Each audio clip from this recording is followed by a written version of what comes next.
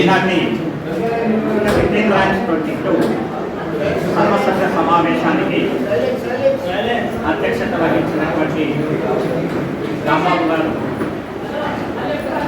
అలాగే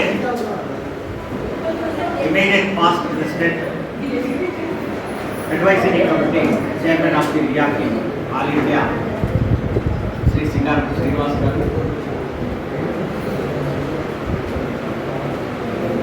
most respected, మీరే చూశారు కదా 50 సంవత్సరాల పైన ప్రొఫెషన్లో ఉంటూ విఆర్పిలో పనిచేస్తున్నారు. ఇవాళ ఆల్ ఇండియా వైస్ ప్రెసిడెంట్గా నాతో పాటు పనిచేస్తున్నటువంటి శ్రీ ఎంఎస్ మోదీ గారికి, అలాగే మీ బ్రాంచ్ ప్రెసిడెంట్గా, డివిజన్ సెక్రటరీగా మరియు ఆల్ ఇండియా లెవెల్లో కూడా ఇవాళ ట్రెజరర్గా పనిచేస్తూ వెరీ టాలెంటెడ్ ట్రెజరర్. ఆయన వచ్చిన తర్వాత ట్రెజరీ కూడా ఎంత పర్ఫెక్ట్గా తయారు చేశాడంటే I have no words to place.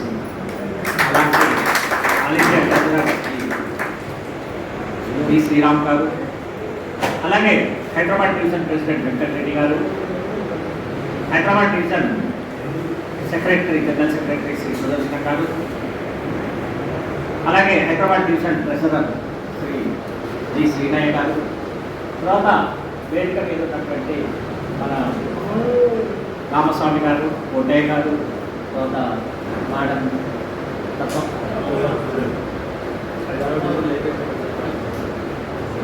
అలాగే సీనియర్ లీడర్స్ శ్రీనివాస్ కానీ, మోయినుద్దీన్ కానీ, సాంబరావు కానీ, బాగయ్య, కృష్ణారావు గారు,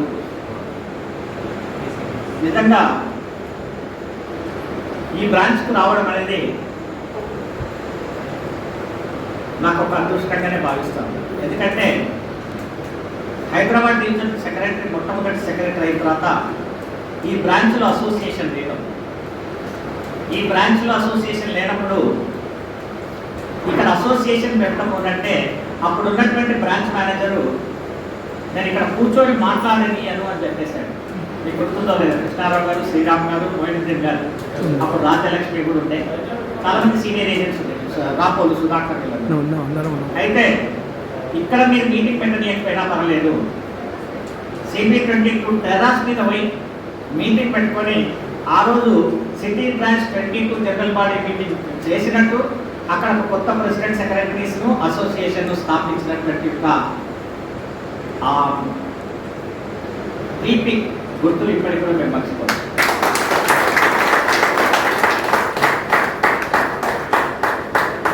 ఇంకా CB22 అంటే క్యారీ ఏజెంట్స్ బ్రాంచ్. ఒకటి క్యారీ ఏజెంట్ బ్రాంచ్ CB22 ఉండే, ఇంకొకటి CB5 ఉండే, తర్వాత CB6 ఉంది. 3 బ్రాంచెస్ ఉన్నాయి. ఈ 3 బ్రాంచెస్లో హైదరాబాద్లో ఉండేటువంటి ఏజెంట్లు అందరికంటే కూడా హైలీ నాలెడ్జబుల్ ఏజెంట్స్ ఎవరంటే ఈ క్యారీ ఏజెంట్స్ బ్రాంచెస్ అనేవారు. ఎందుకంటే అప్పుడు నేను ఏజెన్సీ తీసుకున్నటువంటి పీరియడ్లో 10th క్లాస్ లోపల ఉన్న వాళ్ళకు కూడా ఏజెన్సీ ఇచ్చారు. ఇంకా నాకంటే ముందు కొంతమంది ఏజెంట్స్ ఉన్నారు, 7వ తరగతి 8వ తరగతి చదివిన వాళ్ళ ఏజెన్సీ కూడా ఉన్నారు. సో ఆ టైంలో గ్రాడ్యుయేట్స్ ఉంటేనే క్యారీ ఏజెన్సీ ఇస్తామని చెప్పేవాళ్ళు. అంటే గ్రాడ్యుయేట్ అంటే ఆ రోజుల్లో చాలా గొప్ప విలువ ఉండేది.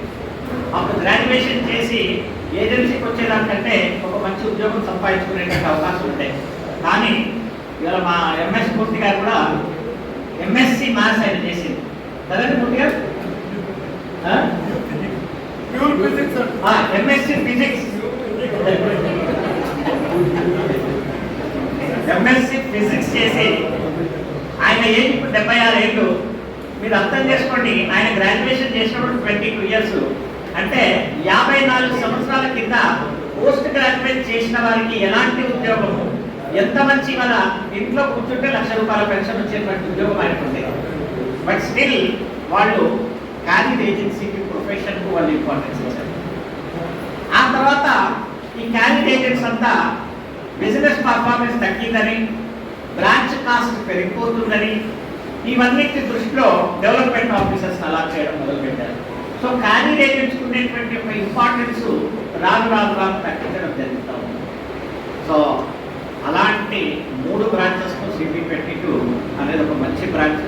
నిజంగా ఇవాళ మిమ్మల్ని అందరినీ చూస్తూ ఉంటే శ్రీకారం శ్రీనివాస్ గారు చెప్పినట్టు బహుశా ఈ మధ్యలో మేము చూస్తున్న బ్రాంచ్లలో మీదే ఫస్ట్ బ్రాంచ్ అనుకుంటే ఇంతమంది హైయెస్ట్ లేడీస్ పార్టిసిపేట్.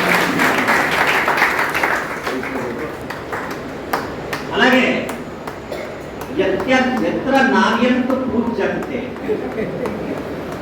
ఎత్ర నార్యంతు పూజ్యంతే రమంతే తత్ర దేవత. ఎక్కడైతే మహిళలను గౌరవిస్తారో, ఏ సభలో మహిళలు ఉంటారో అక్కడ అందరూ దేవతలు కూడా ఆ మీటింగ్లో ఉంటారన్నారు. అంటే మీరు లేని సమావేశానికి శోభ ఎక్కడుంటారు. మరి ఇవాళ బీమా సఖీ ఏజెంట్స్ చాలా మంది వచ్చారన్నారు. నిజంగా చాలా సంతోషం. ఈ ప్రొఫెషన్ ఎలాంటి ప్రొఫెషన్ అంటే స్కై ఈజ్ ద లిమిట్. అంటే మీ చెక్కు మీరే రాసుకొని వెళ్ళిపోవడానికి ఆస్కారం, అంత సంపాదించేటువంటి ఆస్కారం లైఫ్ ఇన్సూరెన్స్ కార్పొరేషన్. ఇంకొక విషయం ఏంటంటే ఇవాళ కొత్త ఏజెంట్స్ ఎవరైతే ఈ ఎల్ఐసికి వచ్చారో వాళ్ళందరూ చాలా అదృష్టం. ఎందుకంటే ప్రైవేట్ కంపెనీస్కు ఎల్ఐసికి ఒక తేడా మీకు చెప్పాలి. ఎల్ఐసి ఏజెంట్స్ ఎల్ఐసిలో పనిచేయడం, పర్టికులర్ కొత్త వాళ్ళు రావడం ఎంత అదృష్టం అంటే, మీరు ఎప్పుడైనా చూడండి, ఒక షాపుకి పోవాలన్నా, ఒక ఐటమ్ పర్చేస్ చేయాలన్నా మీరు ఆన్లైన్లో కూడా ఏం చూస్తారు, ఈవెన్ హోటల్కి పోవాలన్నా ర్యాంక్ చూస్తారు కదా, రేటింగ్ చూస్తారు, ఏ రేటింగ్ అని. అట్లాగే ఇన్సూరెన్స్ కంపెనీస్ కూడా ఇవాళ 26 ఇన్సూరెన్స్ కంపెనీస్ ఉన్నా కూడా ఎల్ఐసి ఎందుకు ఒకటి మాత్రమే గ్రేటర్ ఆర్గనైజేషన్ అని అంటే, ఇవాళ ఎల్ఐసి కార్పొరేషన్లో ఉన్నటువంటి యొక్క అసెట్స్ కానీ, లైఫ్ ఫండ్ కానీ, పాలసీ హోల్డర్స్ కానీ, ఏజెంట్స్ కానీ ఏ ఒక్క ఇండివిజువల్ ఇన్సూరెన్స్ కంపెనీస్లో లేదు. So largest insurance company in the world LIC. అలాగే మనం అందరం కూడా చాలా గర్వపడాలా, ఇంత గొప్ప ఆర్గనైజేషన్లో మనం పనిచేస్తున్నాం. మరి ఎల్ఐసి ప్రతి కంపెనీ చూడండి, నిన్న నేను ఐఆర్టీఏలో ఒక ఆర్టికల్ చదివాను. దాంట్లో ఒక కంపెనీకి ఎక్సైడ్ ఇన్సూరెన్స్ కంపెనీ, ఏదో ఎక్సైడ్ లైఫ్ ఇన్సూరెన్స్ కంపెనీ, ఆ కంపెనీ ఇన్స్పెక్షన్ చేస్తే ఐఆర్టీఏ వాళ్ళు కొన్ని ఇర్రెగ్యులారిటీస్ వాళ్ళు చూసిన తర్వాత ₹1 కోటి పెనాల్టీ వేశారు ఆ కంపెనీ. అట్లా ప్రైవేట్ కంపెనీస్కి ఎన్నోసార్లు ₹1 కోట్ల పెనాల్టీస్ వేస్తూ ఉన్నారు. బట్ అలాంటి పెనాల్టీస్ కట్టకుండా ఇవాళ ఏదైనా కంపెనీ ఉంది అని అంటే అది కేవలం ఎల్ఐసి. రెండో విషయం ఏంటంటే ఇవాళ ఏజెంట్ కూడా ఎంత అదృష్టవంతులంటే, చాలా మంది చెప్తారు ప్రైవేట్ కంపెనీస్లో కమిషన్స్ బాగా వస్తున్నాయి. మీరు చూసారా హెల్త్ ఇన్సూరెన్స్లో ఫస్ట్ ఒక ఇన్సూరెన్స్ కంపెనీ ఉన్నాయి, ఏదుంటే స్టార్ హెల్త్ ఉంటే, తర్వాత ఏమొచ్చింది, రెలిగేర్ వచ్చింది, ఆ తర్వాత ఏమైంది, కేర్ అయింది. అవునా కదా?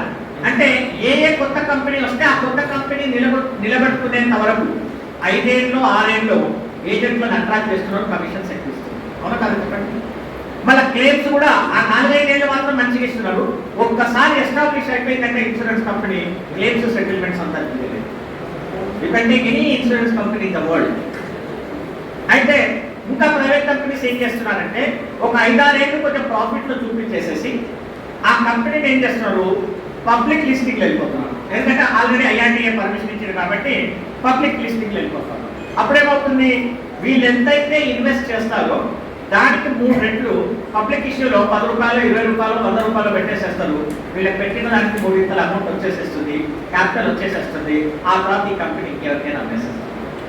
కానీ లైఫ్ ఇన్సూరెన్స్ ఎల్ఐసిలో మాత్రం అలాంటి పరిస్థితి లేదు. ఎందుకంటే government of India is the guarantee, public sector company. ఇవాళ ప్రైవేట్ కంపెనీలో ఇన్సూరెన్స్ రంగంలో ఎల్ఐసిలో చాలా బాగుంటుంది.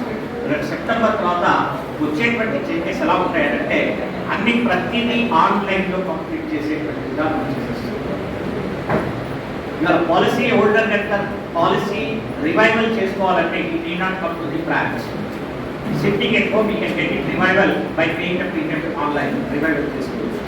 అలాగే రేపు ఒక పాలసీ హోల్డర్ కనుక చనిపోయినట్టయితే ఆయన క్లెయిమ్ సెటిల్మెంట్ చేయాలంటే రేపు ఆయన చనిపోయినటువంటి ఈవెన్ ఆ యొక్క శ్మశానంలో అలాంటి ఫోటో కనుక తీసి అలాంటిది అట్లా పెట్టినట్టయితే విత్ ఇన్ కొన్ని అవర్స్లోనే క్లెయిమ్ సెటిల్ చేసేటువంటి ఒక పరిస్థితి ఇవాళ సెప్టెంబర్ 31 చేంజెస్ రాబోతుంది.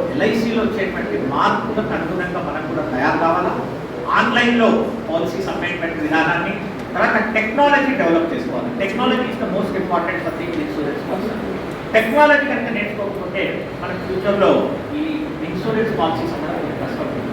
కాబట్టి మనం టెక్నాలజీ కూడా డెవలప్ చేసుకొని ఈ ఇన్సూరెన్స్ రంగంలో పర్టికులర్ ఎల్ఐసిని ఇంకా అభివృద్ధి దశలో తీసుకుపోవాలని చెప్పి కోరుకుంటూ, ముఖ్యంగా లియాఫ్ అనేది మనకు ఒక ప్రతి ఏజెంట్కు సితారం శ్రీనివాస్ గారు చెప్పినట్టు ఒకటి ఎల్ఐసి, రెండోది లియాఫ్. ఈ రెండు కళ్ళు ఏ దానికి దెబ్బతిందా మనమే నష్టపోతాం. కాబట్టి రెండింటిని బ్యాలెన్స్ చేసుకుంటూ ఇక్కడ లియాఫ్ని అటు ఎల్ఐసిని మనం చూసుకుంటూ ఈ యొక్క ఆర్గనైజేషన్ ఇంకా డెవలప్ చేయాలని, లియాఫ్ని కూడా డెవలప్ చేయాలని ఇవాళ 100 మంది ఏజెంట్స్ గల ప్రైమరీ మెంబర్షిప్ తీసుకున్నారు. ఇవాళ నిజంగానే Hyderabad division council president, secretary, treasurer నేను గర్వంగా చెప్పగలుగుతున్నాను. భారతదేశంలో ఉన్నటువంటి 113 డివిజన్స్లో ఒక్క హైదరాబాద్ డివిజన్ తప్ప ఏ డివిజన్ కౌన్సిల్ కూడా ప్రైమరీ మెంబర్షిప్ తీసుకొని గ్రూప్ ఇన్సూరెన్స్ ఇస్తున్నటువంటి ఒక డివిజన్ లేదు.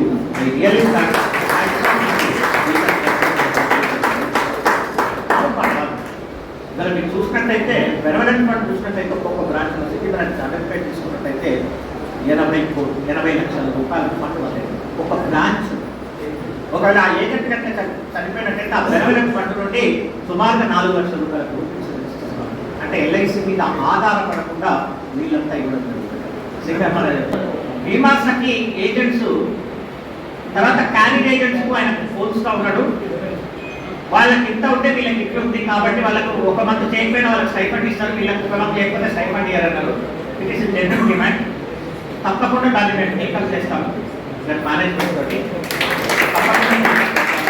కాకపోతే ఏంటంటే క్యారీడ్ ఏజెంట్స్లో 3 నెలల తర్వాత వాళ్ళు చేస్తారు, కానీ 3 నెలల తర్వాత కూడా చేయలేనటువంటి ఏజెంట్స్ చాలా మంది ఉన్నారు. కాకపోతే క్యారీడ్ ఏజెంట్స్లో వాళ్ళు ఖచ్చితంగా గ్రాడ్యుయేట్ అయి ఉండాలా, కానీ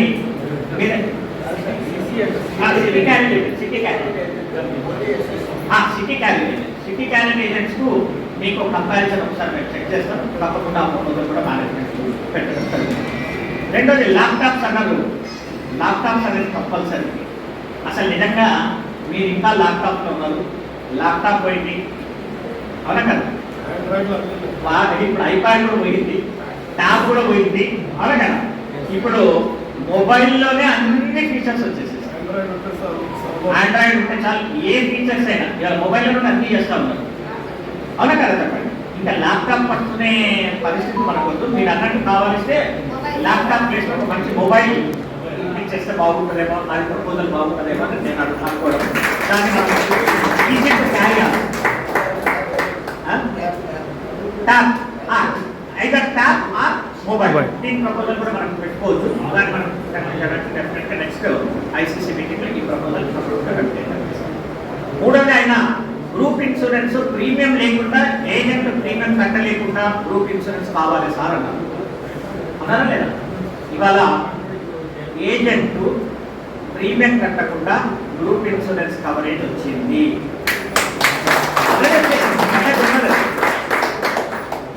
ఒక్క పాలసీ చేస్తే చాలు 2 లక్షల రూపాయల గ్రూప్ ఇన్సూరెన్స్, యాక్సిడెంటల్ అయితే 4 లక్షల రూపాయల గ్రూప్ ఇన్సూరెన్స్ పైసా ప్రీమియం కట్టకుండా but only thing is what you have to do, you need to do 1 policy.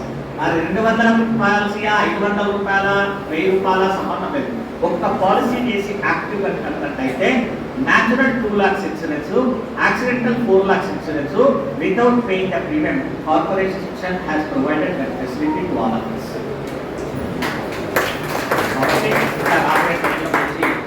భవిష్యత్తుని ఇన్సూరెన్స్ ఏజెంట్స్ కూడా, ఎల్ఐసి కూడా చాలా మంచి భవిష్యత్తు.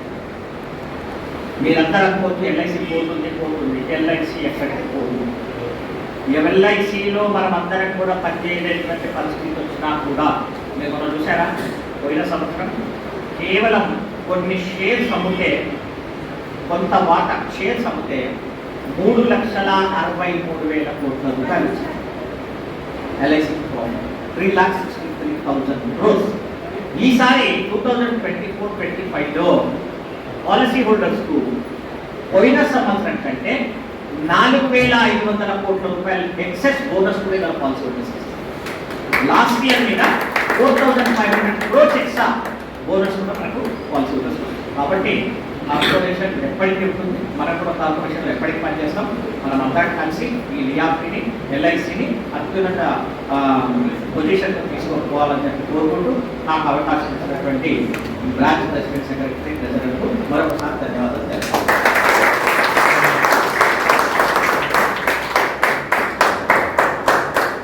ధన్యవాదాలు సార్.